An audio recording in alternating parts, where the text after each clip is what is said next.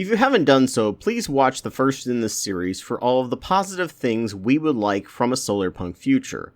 Most people tell you the bad before the good. I would prefer you see the opposite because there is a real alternative to this. It's not just doom and gloom. We in the West, and Americans especially, live in a matrix, a simulation of reality that is killing us all. We live the most inefficient, inconvenient, unhealthy, unfair, and unfree lives while thinking we are at the height of convenience and freedom. You might like the system, it's emotional, like a religion to you, and filled with nostalgia and positive feelings, but that's only because you don't see behind the curtain of the illusions of waste, wars, death, and destruction this causes everyone, and you have never experienced any other way of living that we had before this change.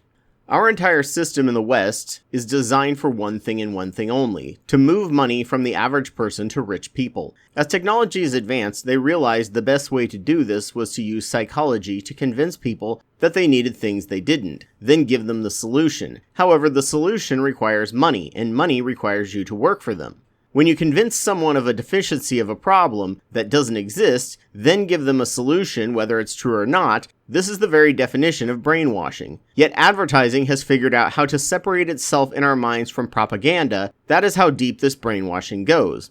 It's baked into every aspect of our lives, and many of us don't know anything different.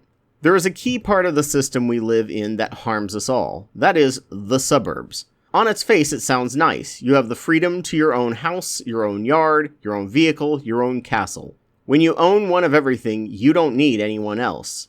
Cities are sustainable because they have high tax densities and few utility costs per person, because everything is right there. Suburban conditions are the exact opposite, a tiny tax density, but with a massive utility and infrastructure cost. This is unsustainable, but feels completely normal. Why? Because you're subsidized by the residents of cities. In other words, you are taking their tax money that they get little out of. Rural regions are even more extreme, but they serve a necessary purpose, both for food production and natural preservation. The suburbs provide literally neither of these benefits. It just sucks money from higher tax density people in your city who get none of the benefits, just higher taxes. So long as you're willing to pay drastically more for how much your suburban life actually costs, and not ones hidden by subsidies, have at it, but the suburbs were literally created as wealth redistribution and a segregation mechanism from mostly poorer minorities in higher tax density areas to middle-class whites living with all the perceived benefits of rural living combined with the benefits of city living. City folk don't mind subsidizing rural and small town living, which they do because they need their food and materials, but suburbs provide zero benefits to anyone but the people living there at the cost of city folks, and even then, the benefits aren't nearly as good to the people living there in the suburbs as they are led to believe. This all comes down to a mix of zoning and minimum lot size that ensures that suburbs are incredibly wasteful and there is very little freedom that you can do on your own property that is supposed to symbolize freedom and independence. These were made to lock you into an expensive system at the cost of others. Add HOAs and it actually becomes something of a nightmare. Prior to the 1950s, rich folk lived in towns but owned estates on the cusp of the city in what became known as the suburbs. You, as a not rich person, either lived in the city with all its amenities and drawbacks, or you lived in the rural area as a farmer or some other small-town tradesman. At the end of World War II, the troops came home and the government realized there was a housing shortage. So they passed a housing bill to sell houses just for the cost of building and no profit to the troops coming home. This dropped the price of housing because there was enough to go around.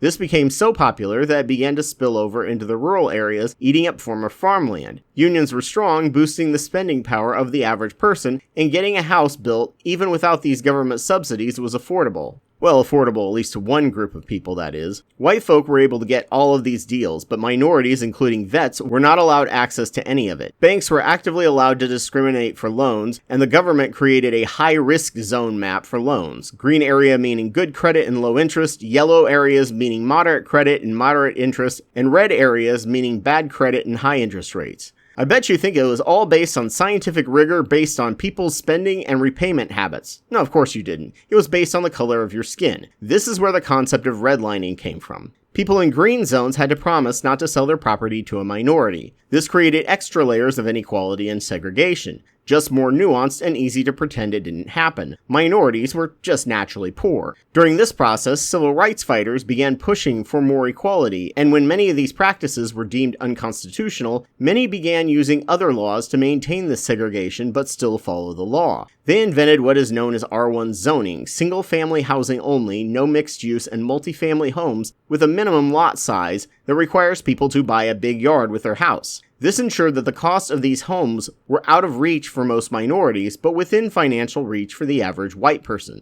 Same effect, different method, and they could deny that it had anything to do with race. Same with our schools. Public schools were purposely funded by local property tax, creating unequal educations. And then when segregation in schools became illegal, state and local governments helped allow and subsidize a lot of private schools, so people with the right amount of money could get away from the public schools, and without their kids in public schools, funding floundered terribly, creating the education system disaster we have now. Now we have more segregated schools than ever before, but claim it has nothing to do with race and everything to do with choice. Never mind that the choice only really applies to people with money to spend. Poorer education and less opportunities increase crime rate in many of these areas, boosting the stereotypes people have around these areas. Now, the average white person needs to spend more money to live in the suburbs and more money to make sure their kids can go to a better school, making them compliant to their workplace. This makes the rich happier. It also facilitated the psychological phenomenon that if you feel a sense of ownership in the system, aka your house, you are much less likely to agitate and protest against things the government is doing.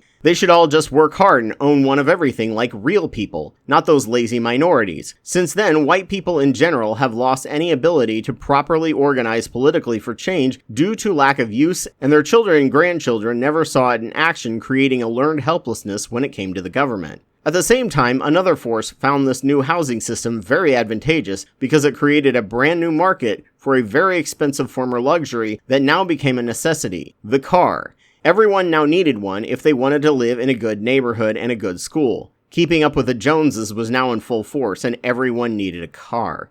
Thank you for watching. Please like, subscribe, and share. If you wish to be a part of this project, want to create a logo for us, or want your Solarpunk art displayed discussing any of our main points of focus, please send everything to solarpunkusa@proton.me. There is also a Patreon link for my main channel if you like what I'm doing. For the first section involving community building, this channel will be run directly by myself. After that point, I hope to make this a collaborative project with many people involved, including voice, information, and editing, to make this a robust channel that can spread and grow.